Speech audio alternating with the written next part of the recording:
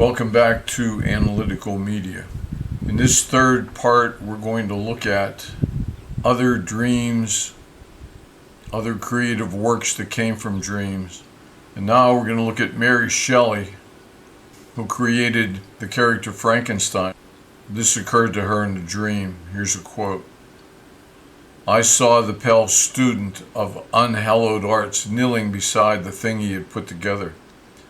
I saw the hideous phantasm of a man stretched out, and then, on the working of some powerful engine, show signs of life, and stir with an uneasy, half-vital motion. Frightful must it be, for supremely frightful would be the effect of any human endeavor to mock the stupendous mechanism of the creator of the world." It's how Mary Shelley described Frankenstein. It's how she saw it in a dream, and inspired her to write the novel.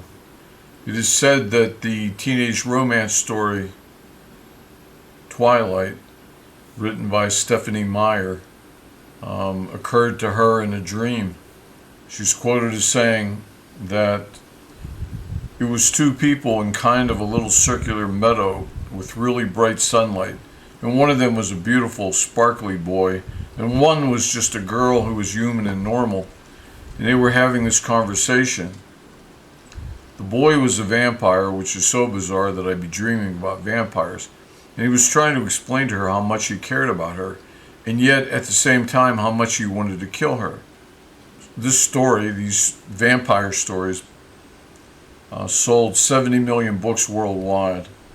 Twilight became a box office hit at the movies, earning upwards of $380 million. That again occurred to her in a dream. We all know the story of the Titanic. The ship was supposed to be unsinkable. It was advertised as unsinkable. It was designed to be unsinkable. Yet, it sank. However, there were many people who did not take the cruise, who had signed up for it. Many people, and we won't go over all of them, but we'll go over a few, who had a dream that the ship was going to hit an iceberg and sink. And or they had a friend that had that dream, and thus they never took the trip. British journalist William T. Stead, who died in the sinking, wrote fictional stories years earlier. For instance, one titled "How the Mail Steamer Went Down in Mid-Atlantic" on a trip from the Old World to the New World, which was from a trip from Europe to the United States. These stories were depicting ocean liners sinking after iceberg collisions. And some people interpreted these stories, ocean liners traveling from the Old World to the New World, from Europe to the United States, that hit an iceberg and sank. He wrote some stories about that, and they were seen as prophetic. He died in that sinking. J. Conan Middleton recounts his vivid dreams of the Titanic sinking before its ill-fated voyage. Days before the Titanic's departure, Middleton twice dreamt of the ship sinking, and with passengers struggling and screaming in the water. This bothered him very much.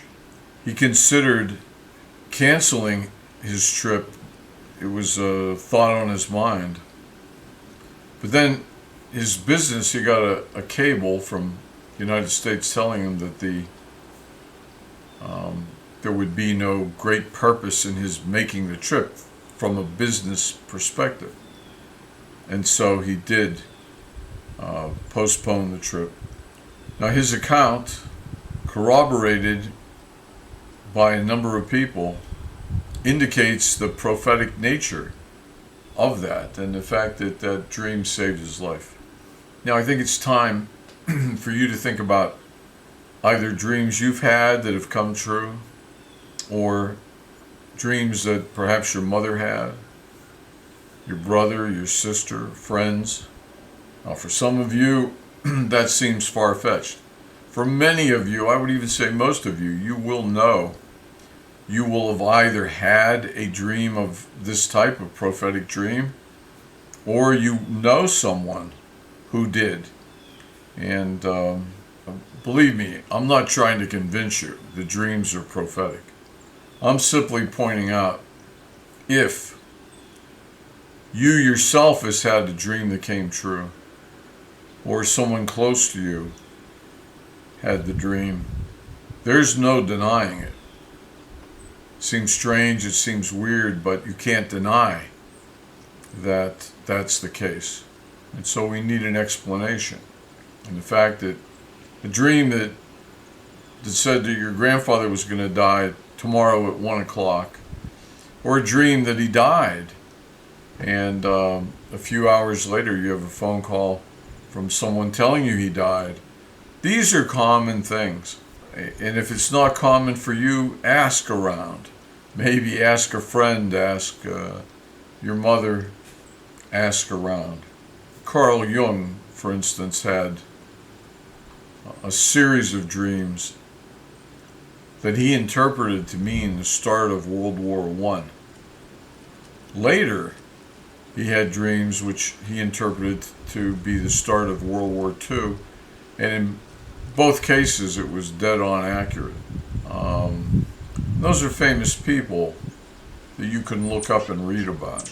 Now, if you think that's far-fetched, that dreams can come true, that things are exposed in dreams that defies conventional reality, conventional science, conventional physics, then you shouldn't listen to this channel. You shouldn't listen to this video, because we're too far apart. I'm giving you all the proof and all the science that I have. I've told you about Abraham Lincoln. That's not questionable. That is a fact. He dreamt of his own death, and indeed he was laid out in the room that he specified in the dream. And of course, these could all be other people. You don't know them, you're not close to them. You might not be impressed that Abraham Lincoln had that dream of his own death, and that it's documented everywhere. But it may be much more important to you to think about the dream you had, the dream your mother had. It's not some long dead guy, it's your mother. And so I'm trying to answer the question, do dreams have meanings? Are dreams important? They are.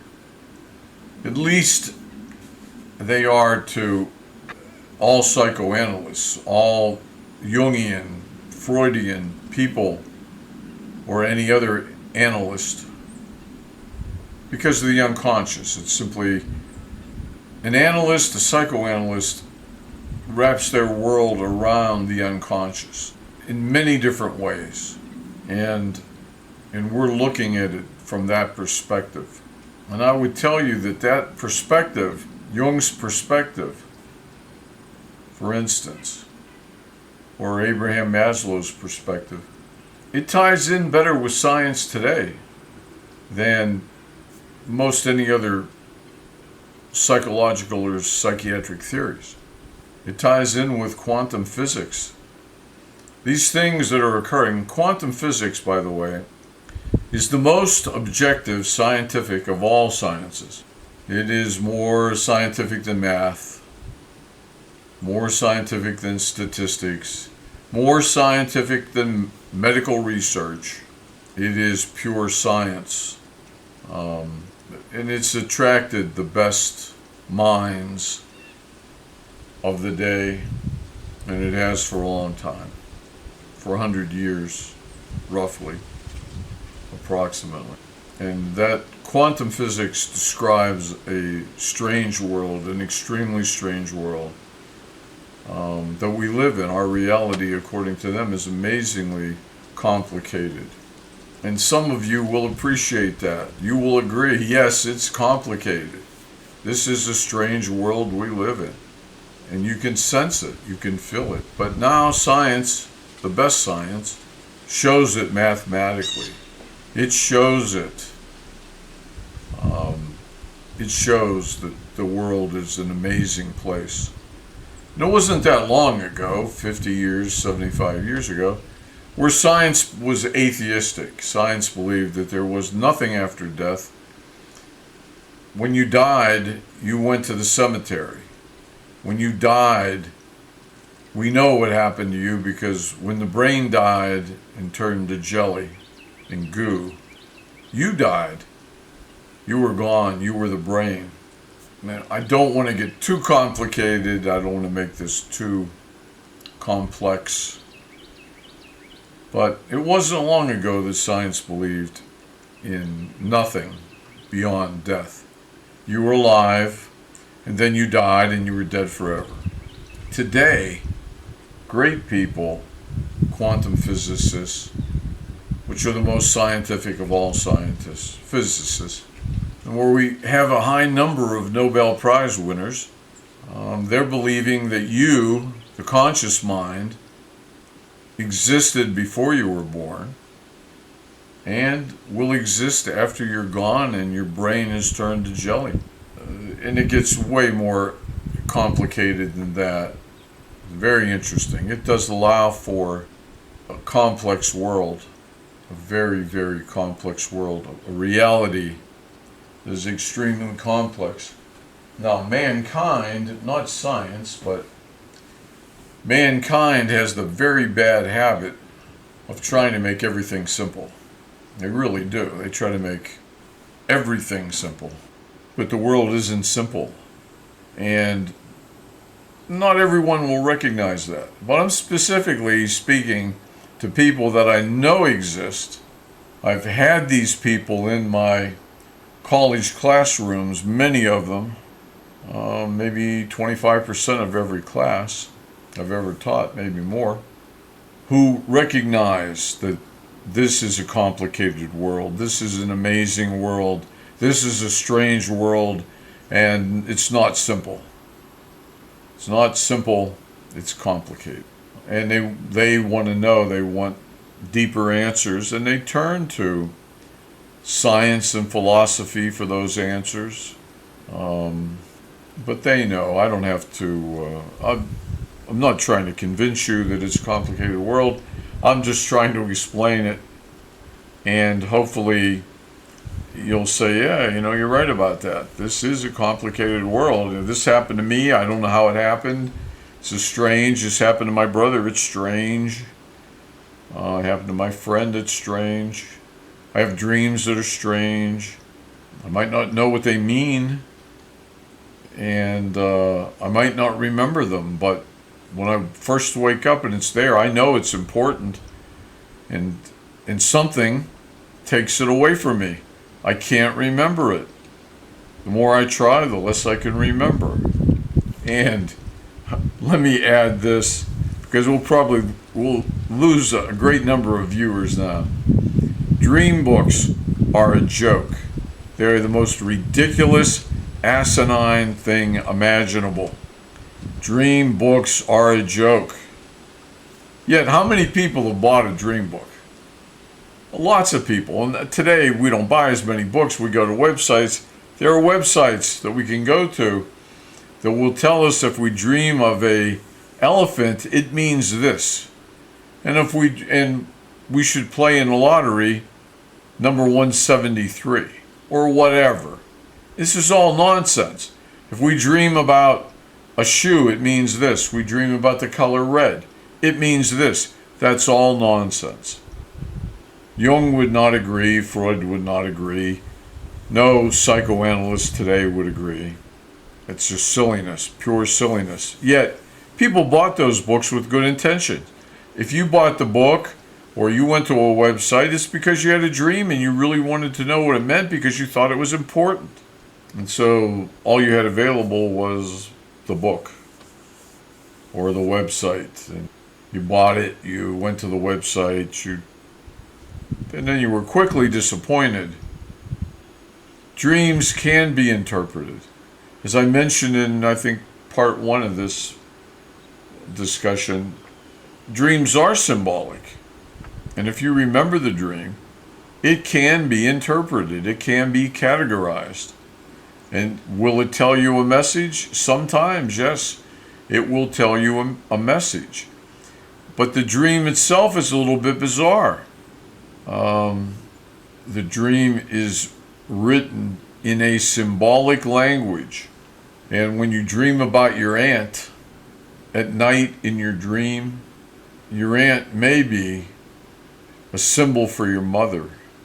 Because a symbol is something that stands for something else. So when you dream about your aunt, your aunt may be a symbol for your mother. And the symbol will be as close to the actual thing that it represents as it can be. So it's kind of unlikely that your neighbor the neighbor woman would be a symbol for your mother, though it's possible. However, your aunt, who's your mother's sister, is pretty close.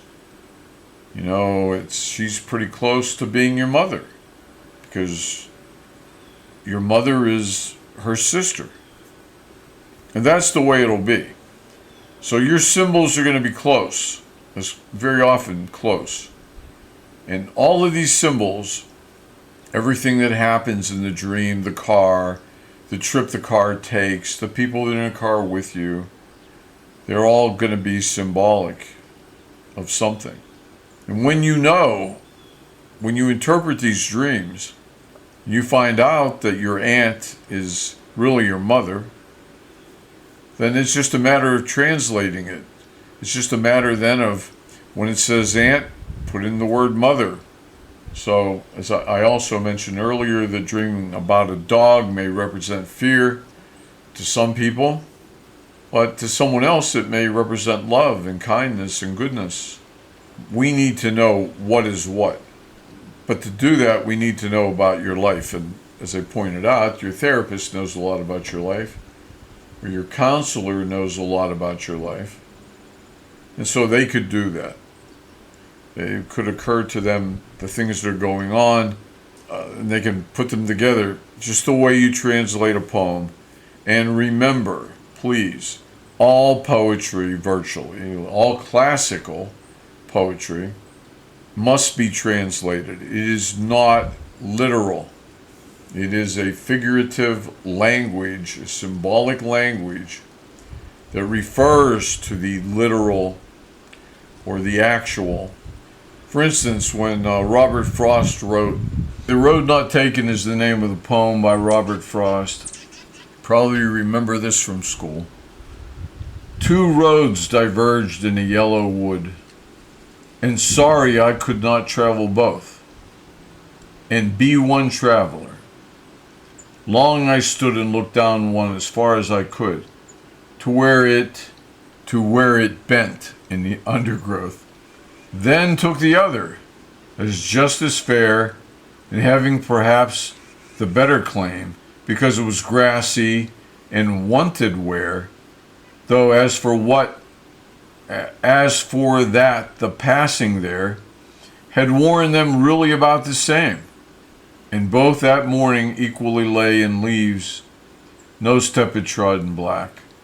Oh, I kept the first for another day, yet knowing how way leads on to way, I doubt if I should ever come back.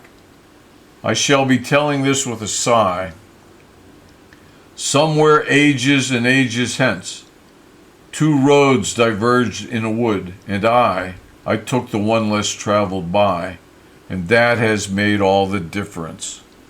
Now, do you really think that Robert Frost is telling you about a trip he had in the woods? Do you think this had anything to do with the woods? You think this happened to him? He was in yellow woods. Do you think so? No. And the last stanza there, where he said, "I took the one less traveled by, And that has made all the difference. What's he saying? It was easier to walk on one road than the other. It was better scenery. There were wild blackberries along the one road, and that's made all the difference? No. He took the road less traveled. He went a way that's not as common. He didn't take the conventional way. You know, your brother's a physician, and your sister's a dentist, and your dad's a pharmacist, and there's a long tradition of medical people in the family. The road more commonly traveled in your family would be to take after them, to go into a medical profession. But if you were writing the poem, you would say you took the road less traveled. You didn't do what they did. You became an artist, and that's made all the difference. And that's what Robert Frost is saying. That for him, he took the road less traveled. He's recommending you take the road less traveled. Not the conventional road, the one that your brother wants you to take, and your mother and your father, but the one that's right for you. It's unique to you. You took it. It's the road less traveled. Now, that's an interpretation, an undeniable interpretation of that poem. And that's what virtually every poem is written that way. It says one thing literally, but it means something else. He wasn't telling you about a literally, as it was written there, a trip down a road. He goes down a road and it diverges, one to the left and one to the right. That never happened. It's not what it's about. He took the one less traveled, and it's made all the difference. So that's what that's about. Dreams are exactly the same way. They need to be interpreted. They are not literal. And the language of dreams fits into all of these right brain areas. As you know, we have the left hemisphere of the brain and the right hemisphere of the brain, and we have the corpus callosum that connects them in the middle. We know what the left brain does, and we know what the right brain does. In the left brain, it deals with mathematics and science. But the right brain, it deals with art and emotion. And if you're left brain dominant, you're going to enjoy being an accountant, a CPA, working in a medical laboratory. But if you're right brain dominant, those things would be really bad for you. If you're right brain dominant, you should be an actor or an actress, or you should write poetry, or you should be making movies. You should be an artist. You should be painting things. It's all very interesting, well studied, all part of science. Unfortunately, we live in an age where science is oftentimes denied. Some people deny science. They don't care what science says. I mean, for years, tobacco companies denied science. Science said that cigarettes cause lung cancer. And they denied it and did all they could. But we know now, and they killed millions of people. We know now, don't we, that all the tar in smoke much of it contains radioactive particles, and that's what causes lung cancer. In short, not in technical detail, but in short, we know that cigarette smoking causes lung cancer. And that's why it's hard to get cigarettes. Things have changed. But science was right. And science is right because science is impartial. It doesn't care what it says. It runs the experiments, it runs the tests, it follows the scientific method, and whatever happens, happens. Just like we have people denying that we have a global warming, or some people like to say global climate change, because global warming got denounced. And, you must be a liberal if you believe in global warming. I'm a conservative, I deny it. Something's going on out there. It is getting warmer. There's no doubt about it. But the weather is extreme. I don't know where you're at, but things are changing weather-wise. We get more storms, bad storms. It's hard to insure a house in Florida now, literally, because homeowners insurance might be $30,000 a year. It's all true. Look it up. Because of all the severe hurricanes, severe storms, everything becomes extremely expensive. Insurance is very expensive.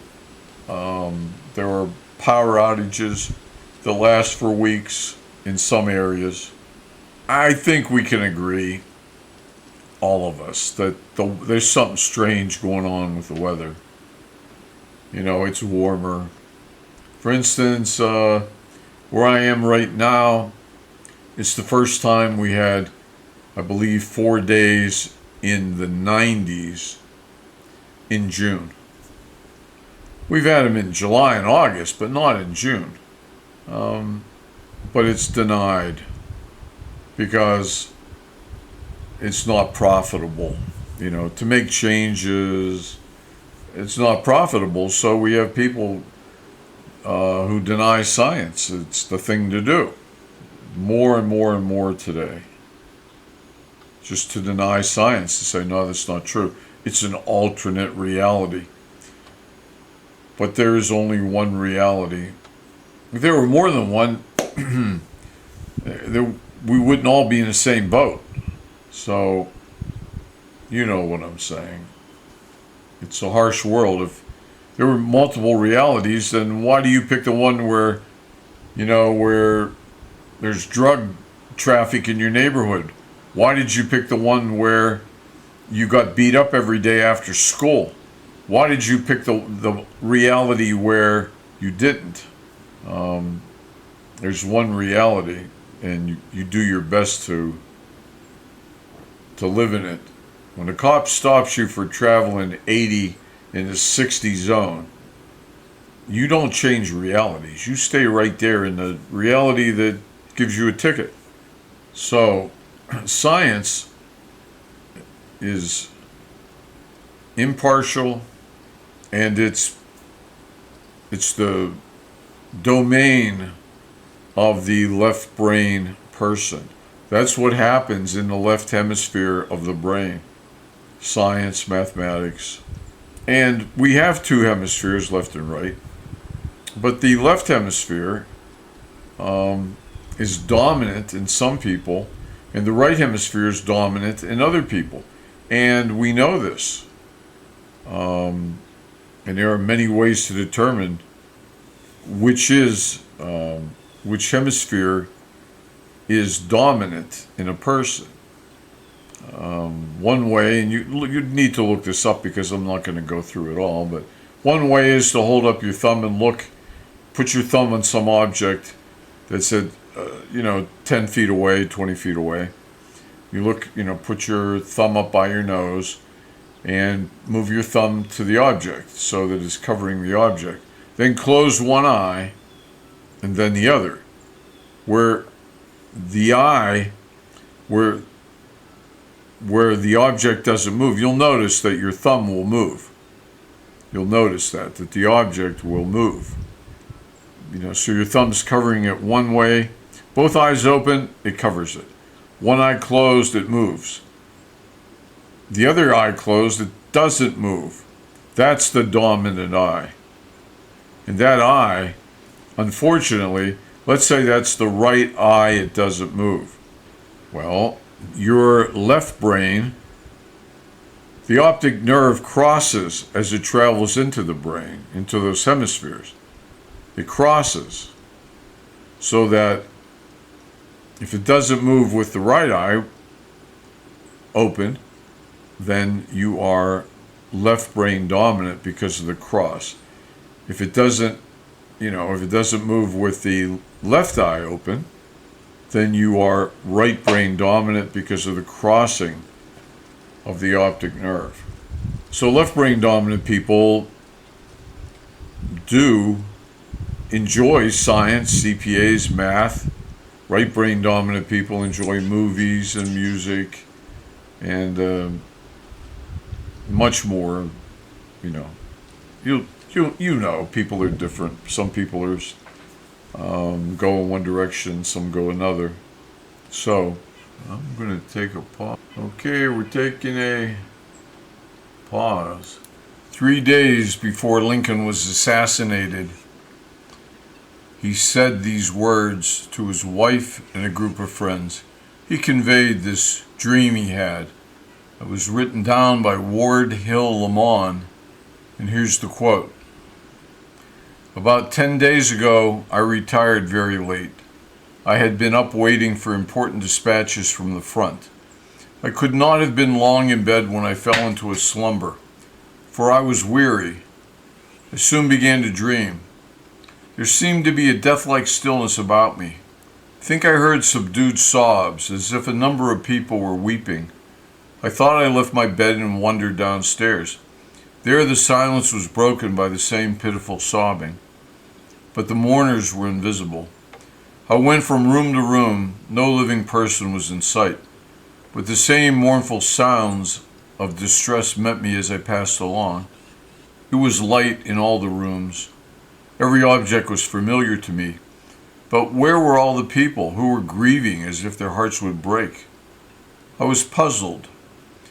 Determined to find the cause of a state of things so mysterious and so shocking, I kept on until I arrived at the East Room, which I entered.